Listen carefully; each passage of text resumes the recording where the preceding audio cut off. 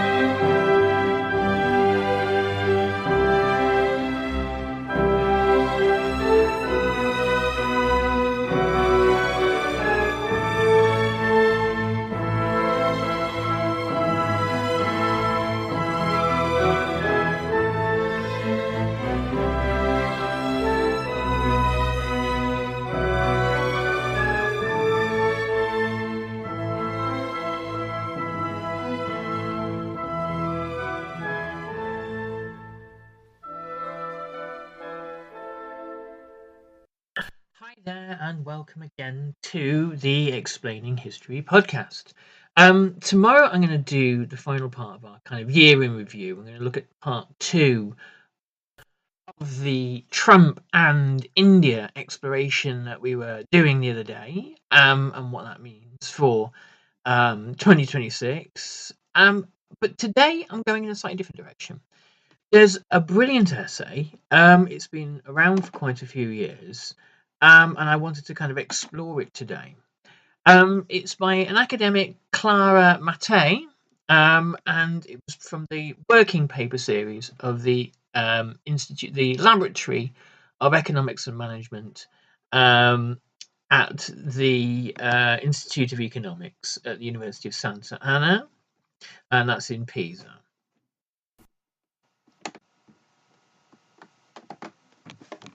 So the working paper is Austerity and Repressive Politics, Italian Economists and the Early Years of the Fascist Government. And this was 2015. So the kind of the outline of the piece tells us that the historical forerunners of contemporary austerity are still largely unexplored. This essay, so this is what we're going to dive into, considers the liberal phase of Fascist Italy, liberal in inverted commas, from 1922 to 1925. This is the phase where the regime is kind of orienting itself from day-to-day firefighting into something far more repressive by 2025. By 1925. So sorry. As a case study to explain austerity as a full-blown rationality, that is intrinsically and simultaneously theory and practice, encompassing the moral, economic, and the political. My explanation, writes Clara Mattei, moves beyond the interpretation of austerity as the post-1980 neoliberal recipe of price deflation and budget cuts. The Italian case draws attention to a neglected connection, that between austerity and repression. Austerity was the guiding principle of the fascist economic agenda during the 1920s. It served to extinguish the effects of the democratization process of the post-World War I years. This paper examines the work of 4 distinguished economists, Maffeo Pantaleoni, Luigi Einaudi, Alberto Di Stefani, and Umberto Ricci, who in different roles as professors, journalists, advisors and policymakers can be considered the source and the guardians and the enforcers of fascist austerity. The historical forerunners of contemporary austerity are still greatly unexplored. To address this lacuna, I will show how the austerity rationality is a powerful heuristic to explain the political and theoretical conditions of Italy in the aftermath of World War I. In particular, I'll demonstrate how a comprehensive study of austerity, both as theory and as practice, reveals its entanglement with repressive politics that fascism put into place. The structural connection between austerity and social repression has failed to be theorized or even significantly recognized, hindering critical thought about the present. Now, part of the problem of our thinking about austerity that this paper is starting to show us is that austerity has previously been the tool of neoliberals. It was used by classical liberals, economic liberals during the Great Depression, but for the most part, it's been used by neoliberals. Neoliberals arguing that austerity somehow is a kind of the opposite of repression. It is about getting the big ugly state out of the way so that people can be entrepreneurs and poor people can mystically find their feet after they have stopped being kind of mollycoddled by the state. All this sort of fantasy kind of thinking, and that exposing people to the rigors of the market is somehow codeterminous with a kind of a greater level of actual personal freedom. And it was the in the aftermath of the Second World War, where neoliberals argued that the development of fascism was, part and parcel of a greater development of kind of statism, and that freedom would always be under threat wherever the state extended itself, and so that austerity is kind of a useful tool in ensuring of personal freedom, which is obviously, fascists don't even pretend that ensuring personal freedom is what they're all about. So, the author writes, previous scholarship has described the years of Minister Di Stefani's policies as liberal. However, no one has attempted a first-hand reconstruction of the common logic of austerity of the men who pursued the economic reforms during those years. I will show the first phase of fascist policies embodied essentially an austerity agenda. The fathers of such reforms were the best established economists of the time. They came from both fascist and liberal backgrounds. I've chosen to study four of the most representative.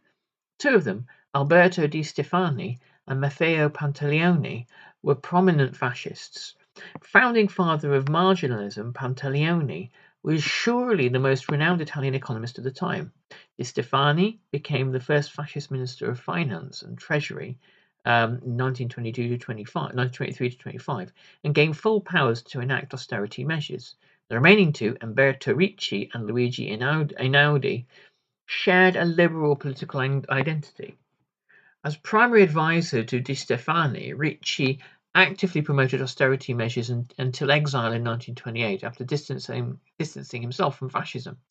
Einaudi was both the senator of the reign of Italy and the prolific journalist. He became the leading representative of the Liberal Party in the Italian Constitutional Assembly in 1946 and the first elected president of the Republic in 1948. I consider both their political and academic writings. The austerity rationality can only be grasped by uncovering the theoretical basis of concrete actions. This case study shows that knowledge and politics, as well as theory and practice, are inseparable. My goal is to demonstrate that the four economists endorsed austerity because of solid theoretical foundations that were moral and economic, not merely contingencies of their time. The connection between austerity and repressive politics is particularly interesting in the Italian case. Fascist austerity became a powerful means to stop the democratization process that the turmoil of World War I had generated. Furthermore, austerity politics were a crucial means to achieve the normalization process of fascism. In fact, many respectable sections of the Italian establishment accepted the violent and murderous nature of the fascist movement in the name of economic stabilization and financial vigor.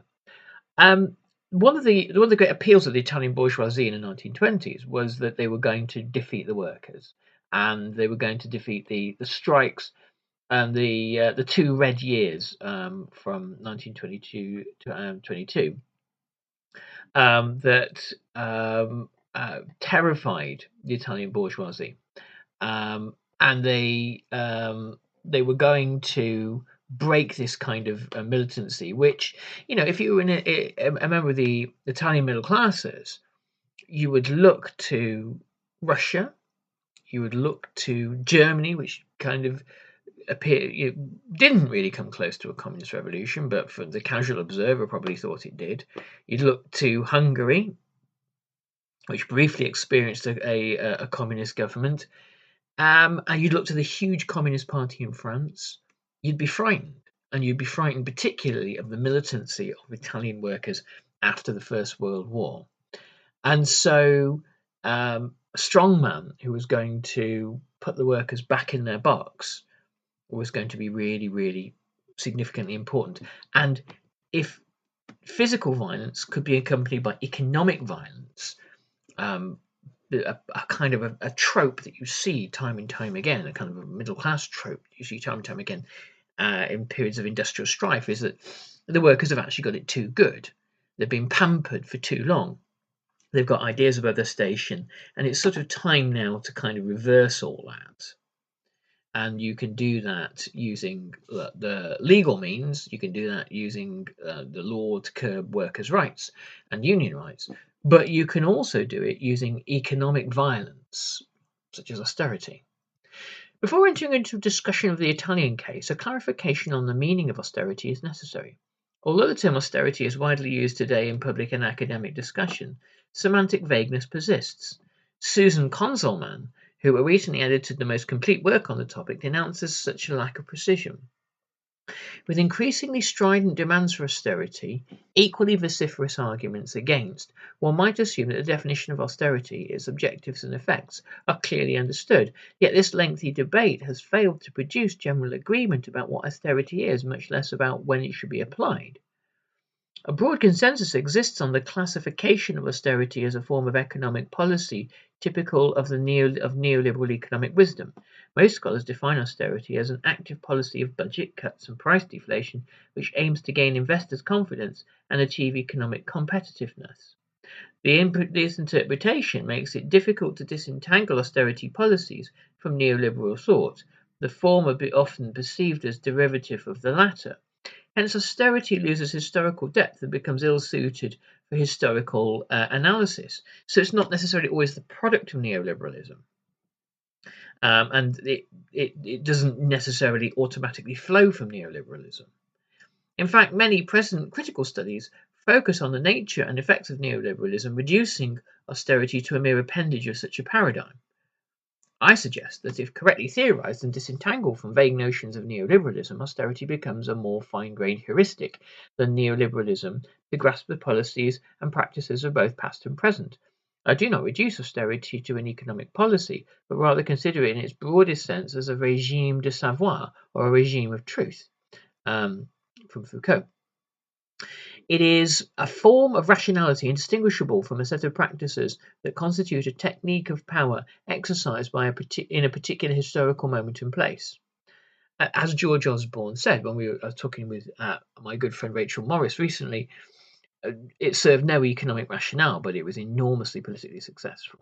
It's a powerful political tool, one where cruelty and economic sadism essentially can be bottled electorally, and the people that returned a big majority for Cameron and Osborne in 2015 believed particularly that the punishment of the poor had been worthwhile, and they probably enjoyed it quite a bit too.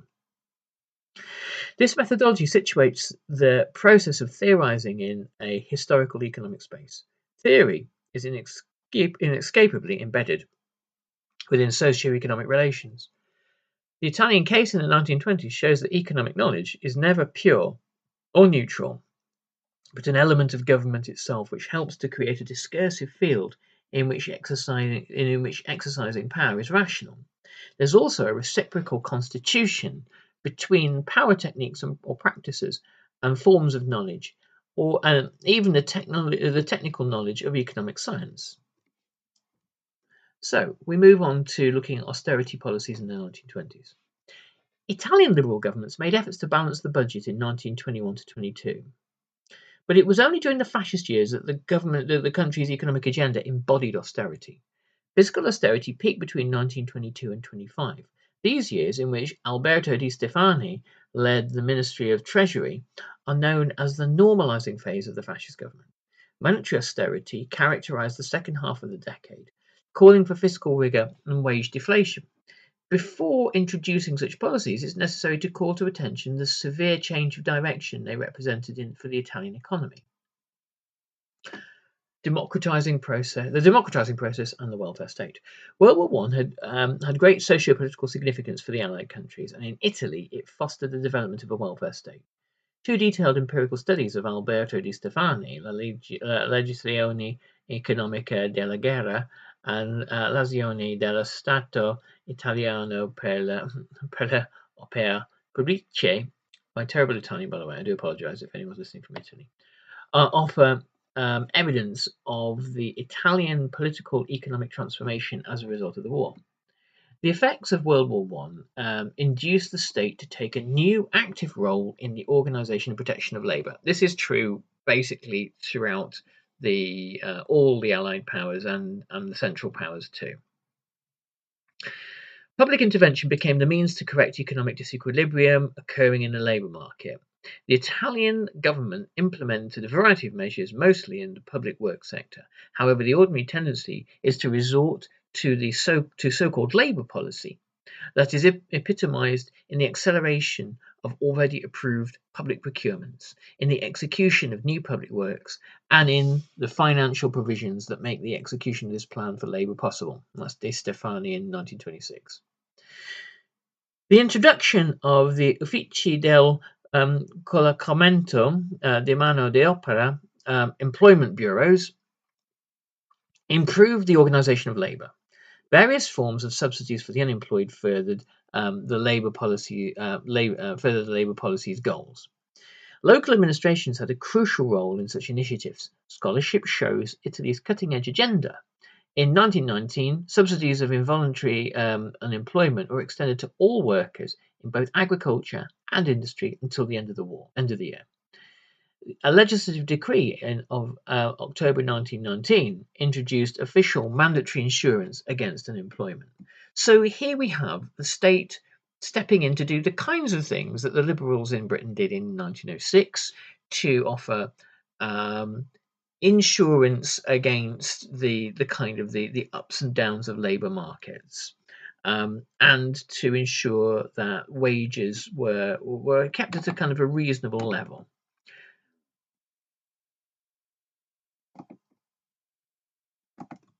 This is not communism. It's not arguably even socialism. This is a more managed capitalism, and that's what social welfare really does. Other forms of social welfare were born at the time. Provisions to protect needy families, credits for the poor and pensions for war orphans and invalids. In April 1919, insurance against disability and old age became mandatory and covered all private sector workers, more than 10 million people. World War I initiated a strong democratization process in the country. Demonstrations and social tensions of workers and peasants reached their peak during the Biennio Rosso, the 2 red years, and give proof of rising political awareness. Okay, so when we talk about democratization, firstly we mean the democratization of political power, which happens as a result of unionization and mass protest. Democratization doesn't often mean simply giving everyone the vote. And when people protest and when the government feels threatened, they will often, democratize the wealth of the country. They will make sure that people have better living conditions, better living standards.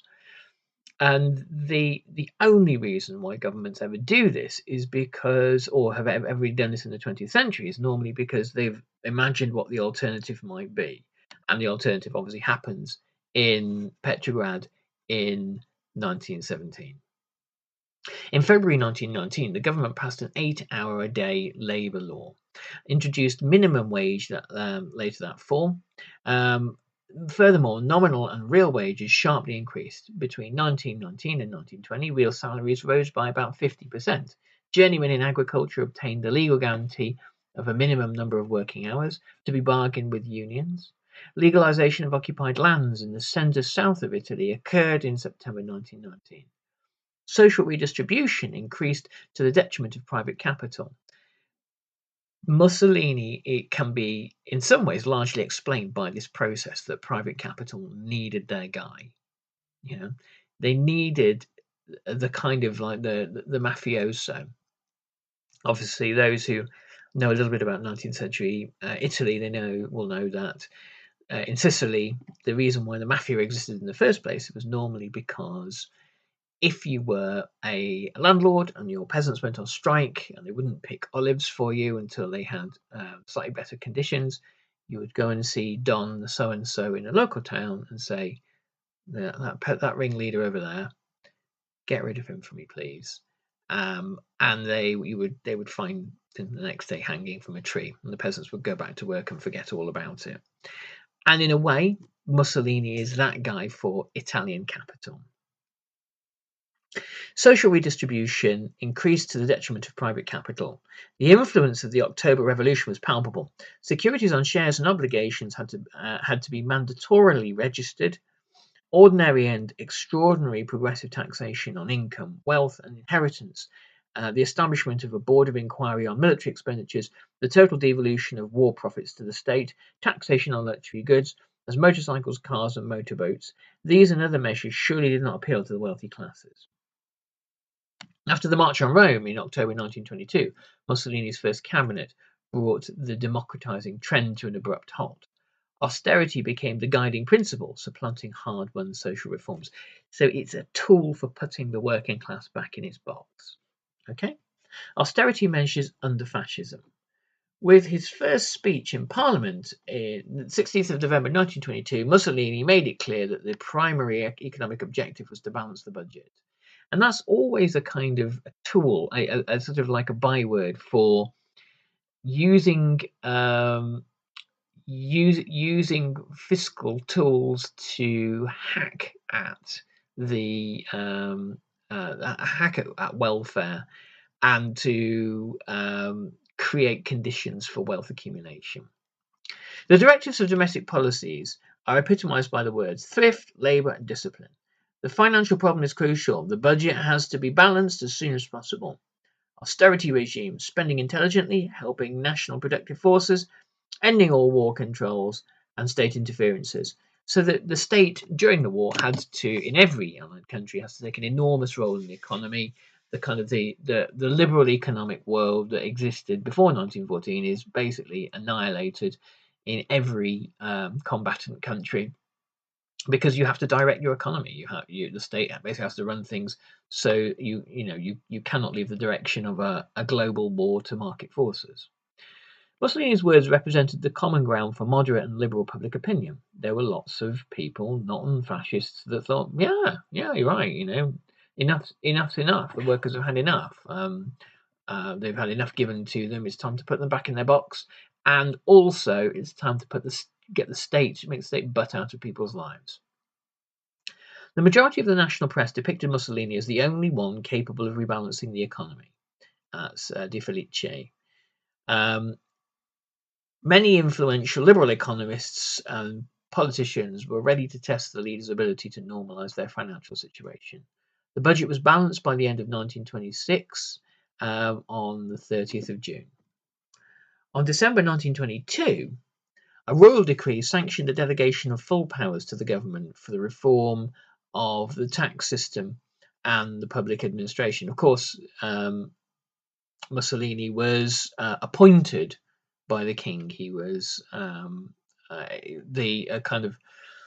invited into power by royal appointment. The Act gave legal authority to implement drastic austerity measures. The decree marked the beginning of the period of full powers. Di Stefani gained unprecedented decision-making authority. His recipe was twofold. It included tax reforms and spending cuts, and was well summarized by the motto, nothing for nothing. For every 100 billion of greater state income, 100 billion less expenditures. Tax controls were intensified. However, medium-high income brackets benefited from tax reliefs. A decrease in the ratio between direct and indirect tax revenue, which dropped from 0.94 to 0.72 from 1922 to 1925, brought a relative taxation burden to fall more heavily on households with lower income. Between 1922 and 1925, duties for basic commodities grew by approximately 5% a year. So it's, taxes on consumption went up, and obviously that always is a regressive tax. The government reduced the deficit mostly through striking cuts in the public expenditures between 1922 and 26. Public spending fell from 27.6% to 16.5% as a share of GDP. Investments were reduced in all social sectors. Di Stefani appointed a committee of technical experts called the Commission for the Revision of Balances and Reduction of Public Expenditures. They worked day and night to revise all items in the state budget. Ricci and Pantaleone were prominent members of that commission. The results were impressive. Drastic cuts followed, in particular from the budget entry, war expenses and war employees. In 3 years, this entry went from 20.3 billion to 3.1 billion lira. The decrease meant a dramatic reduction in subsidies for war veterans and their families. I mean, this is basically how they do it. They just fling veterans and their families into poverty. Public investments also suffered severe cuts. During the whole period in which Italian public finances were directed by Di Stefani, the expenditures for public works continued to decrease. Until in the years 1924 to 25 and 1925 to 1926, they reached numbers that were lower than pre-war financial levels. Budgetary rigour also drove the 1923 reform of bureaucracy. The public administration pursued efficiency through layoffs. More than 65,000 people were fired. Public services experienced the strictest spending review.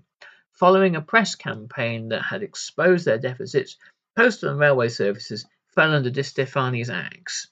The Railway Administration dismissed 15% of its employees between 1923 and 24. 27,000 workers were fired. Regressive raise of ticket fares secured greater income. Prices of third-class tickets increased 15%, second class by 6%. While first-class tickets were unchanged.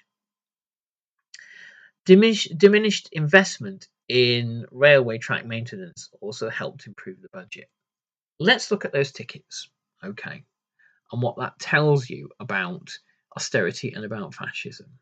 Okay, so not only was Mussolini hustled into power in order to smash the left and smash the unions and smash the socialist parties, but also he was there to protect private capital.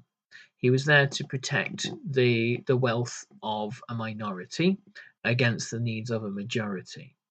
And the fact that third-class tickets that perhaps had been subsidised previously, and second-class tickets for the poor and the middle and the perhaps the lower middle classes, that their prices were increased while first-class tickets are protected. That tells you everything. It's like a beautiful, powerful metaphor for one of the kind of the hidden forces behind the rise of fascism wherever you see it. It's normally because somebody with vested interests needs these very often fringe parties, these extremist, radical fringe parties to come to power. And that's kind of what happens in this case. Without significant amounts of help from industrial capital and from wealthy individuals, fascism in Italy and Germany would probably not have emerged. So fascism is kind of a tool that is used. It often gets completely out of control and destroys the wealth of those that conjure it into being. But it's often a tool used by private wealth to protect itself.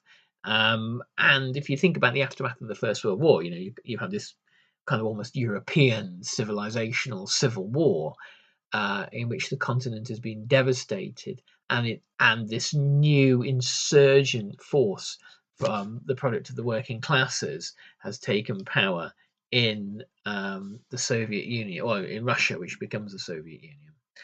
And the existential fear of the landowning classes in Italy, and of course the Catholic Church as well, mean that fascism becomes not just a kind of an option, but a necessity.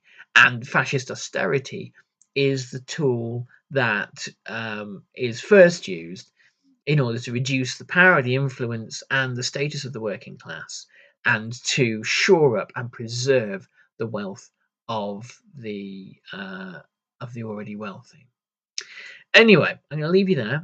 I will hopefully be doing another recording tomorrow on Trump in India. If I don't speak to you then, have yourself a great New Year's Eve, and we'll be back on January the 1st with some exciting announcements about our study days. So take care.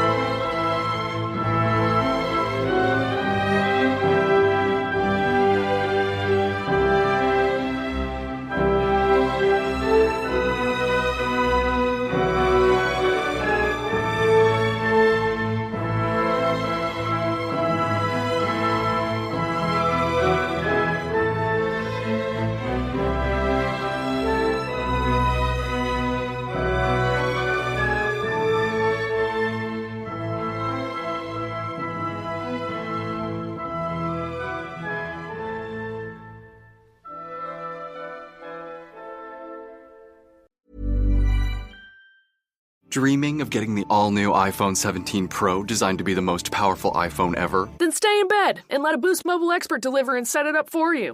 Oh, actually, they will have to get up and open the door. Oh, right. Delivery available for select devices purchased at boostmobile.com. Terms apply. Make your spirits bright and your wallets happy at the Navy Exchange, where we believe in savings. This holiday season, enjoy everyday low prices, military exclusive deals, and of course, no sales tax ever. Want extra holiday magic? Join our next level rewards program for monthly rewards, scratch card savings, a birthday gift, and other great perks. Not a member? Join in store or at mynavyexchange.com, where we believe in savings and we believe in you. Open to authorized military and civilian patrons only. Thank you for listening to this episode of Explaining History. This podcast is an independent production, and it's listener support that keeps these conversations going week after week. If you find value in the show and want to help cover the costs of research and production, please consider making a contribution. You can join our community on Patreon or make a one-off donation. Just follow the links in the show notes for this episode. Every bit of support is truly appreciated.